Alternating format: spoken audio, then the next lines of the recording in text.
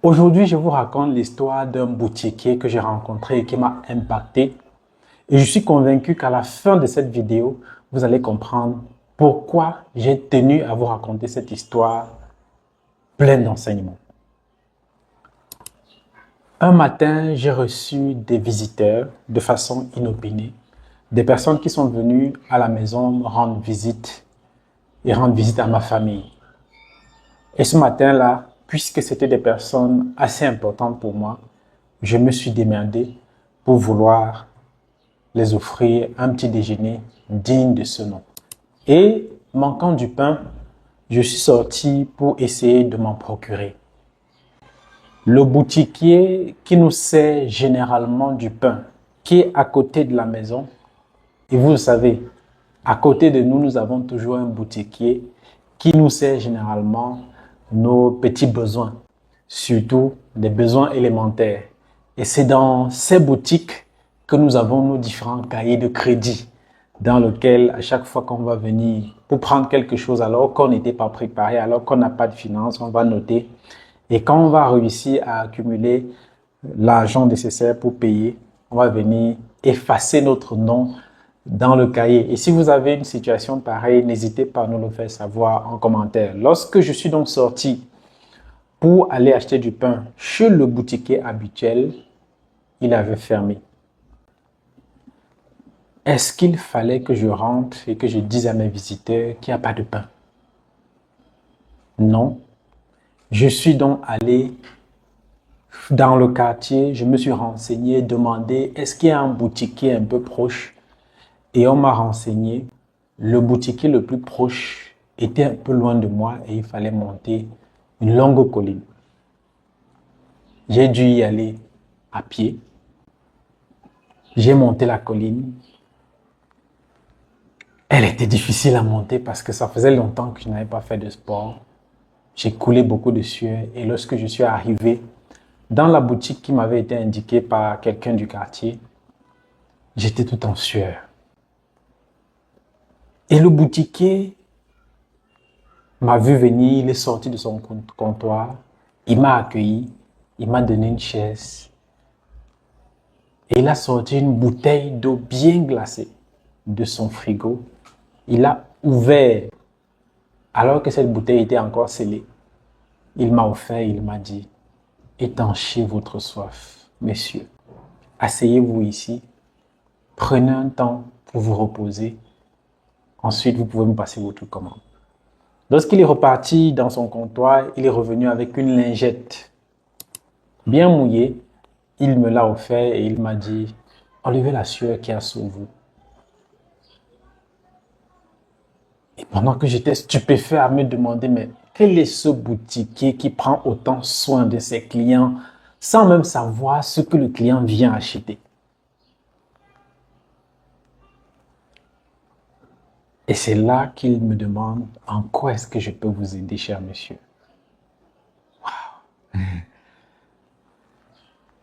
Waouh! J'ai dit, je suis venu acheter 3 pains.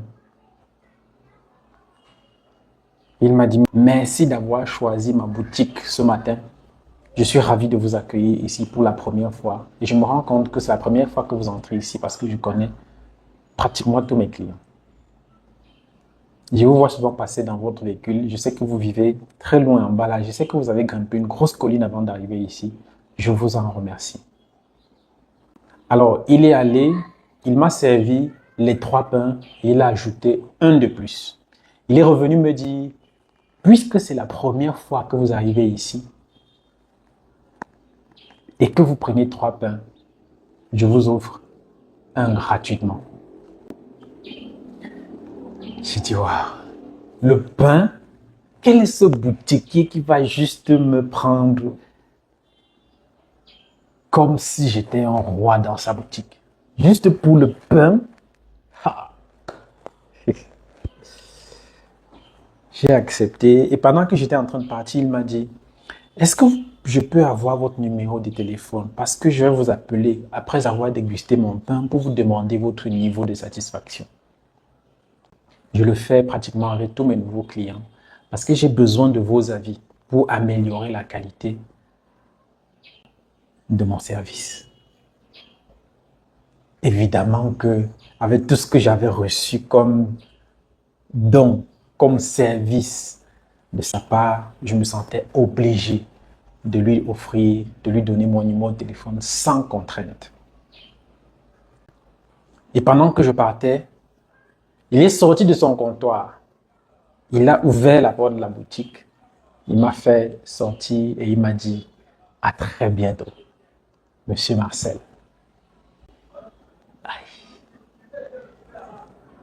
Est-ce que tu as déjà rencontré un boutiquier de ce genre dans ton quartier?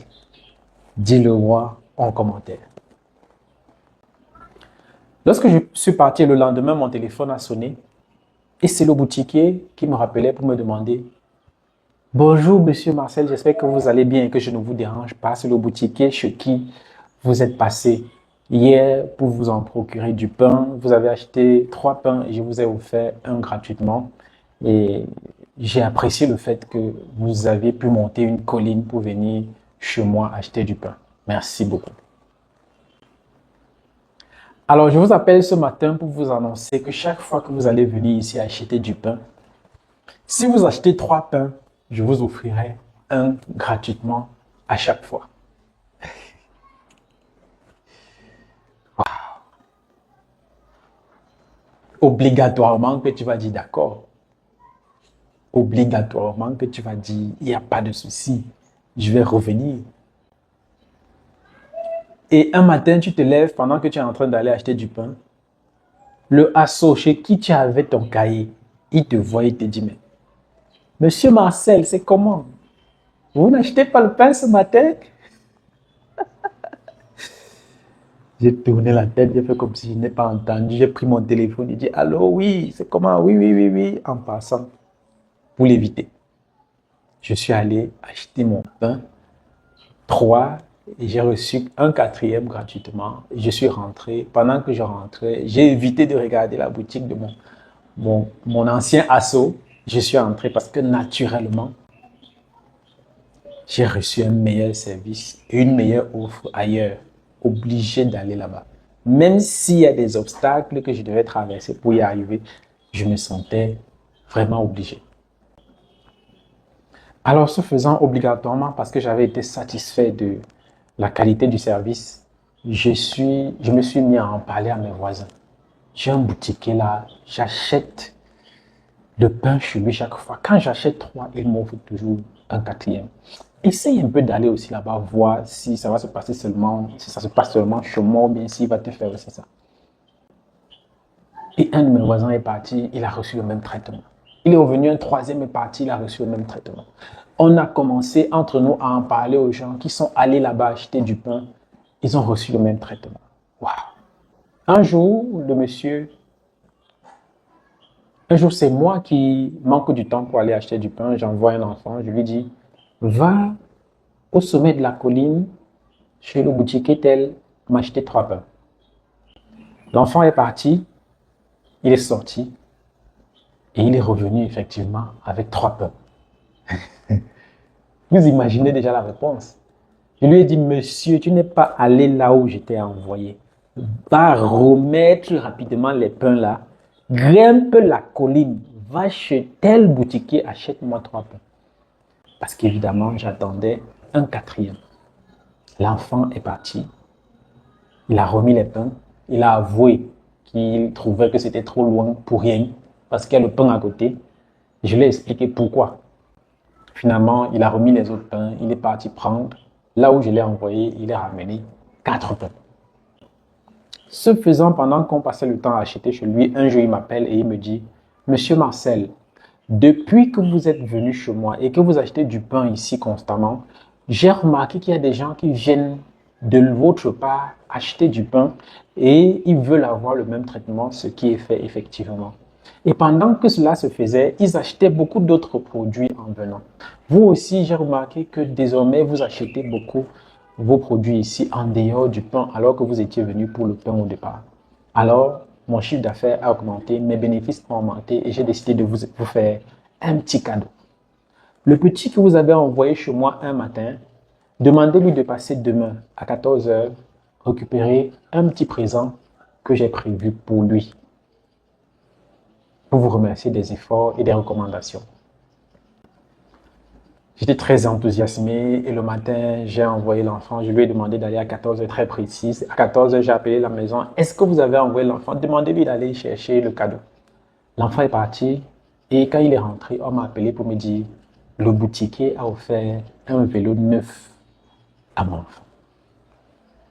J'ai dit, mais j'ai rappelé le boutiquier. J'ai dit, monsieur, vraiment, que le Seigneur vous bénisse, que le Seigneur vous le rende au centuple. Que le Seigneur vous bénisse abondamment. Vraiment, ce que vous avez fait là, Dieu ne peut pas vous oublier. Il va vous rendre ça en abondance. Le Messie a dit que ce n'est rien, ce n'est rien. Vraiment, merci beaucoup pour ce que vous faites pour moi.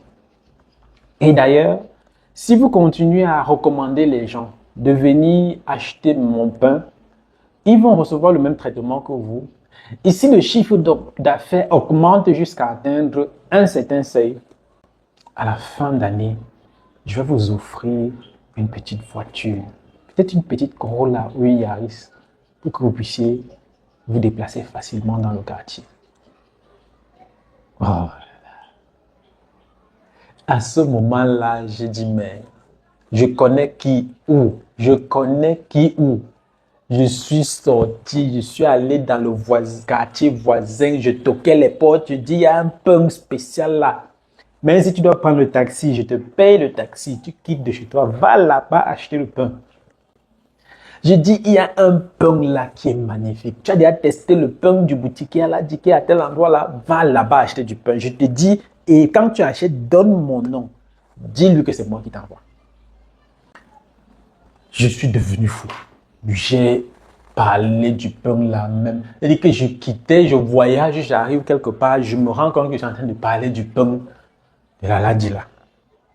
Oh, tu es à Douala. J'ai dit que, mais moi, je suis à Douala, tu me parles d'un pain qui est à Yaoundé, dans ton quartier à Yaoundé. Je fais quoi? Ah, mon frère, laisse, c'est juste l'émotion.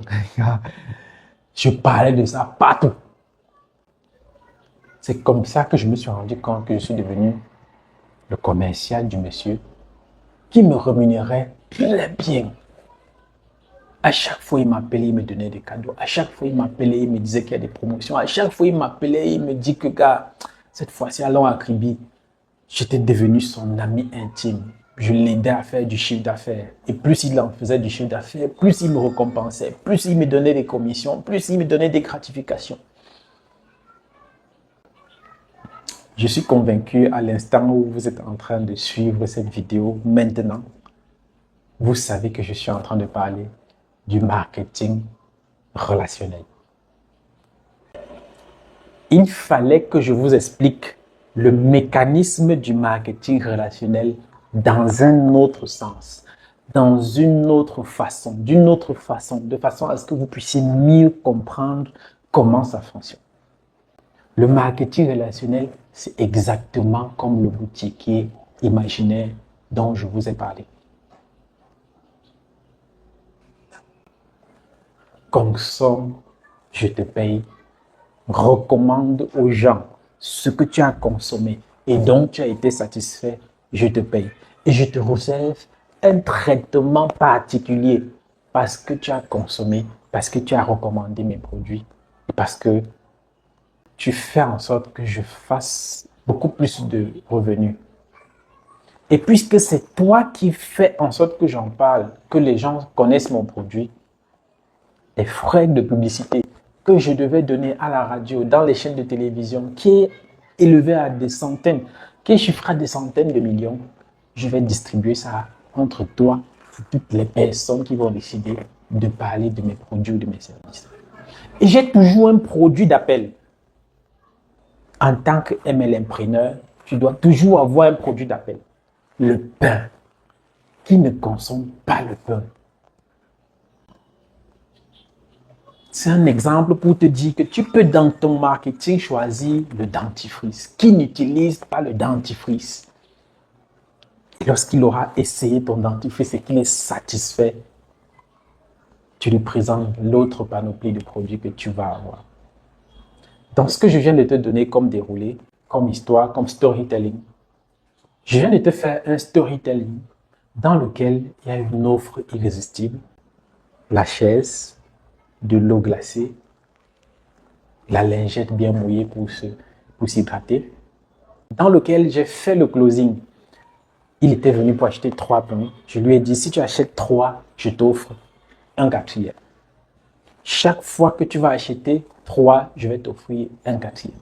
Lorsque je prends son numéro de téléphone, j'entame le service après-vente. Et je prépare ma prochaine vente. Quand il sort, je l'appelle dans le service après-vente et je lui dis, chaque fois que tu vas demander à quelqu'un de venir acheter chez moi, voici ce que je te propose. Ça oblige à ce que la personne trouve de l'intérêt à recommander mon produit, mon service autour de lui. Offre irrésistible, closing, service après-vente, partenariat d'affaires. Ton objectif final, c'est de faire en sorte que ton contact que tu as transformé en prospect, ensuite en client et enfin devienne un partenaire de ton affaire. Qu'il trouve de l'intérêt à recommander tes produits qu'il a aimés autour de lui.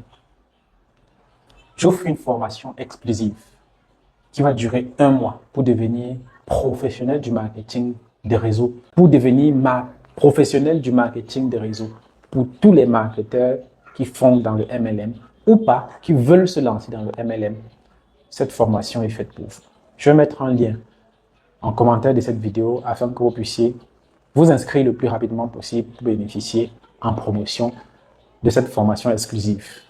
Si cette vidéo vous a intéressé, n'hésitez pas de liker, de commenter et surtout de partager afin que la plupart des personnes qui veulent en savoir plus sur le marketing relationnel ou alors qui trouvent que c'est quelque chose de très compliqué, que c'est la secte ou bien que c'est l'arnaque, puissent tomber sur cette vidéo et être informés sur la réalité, sur la véritable explication du marketing relationnel. On se dit à très bientôt.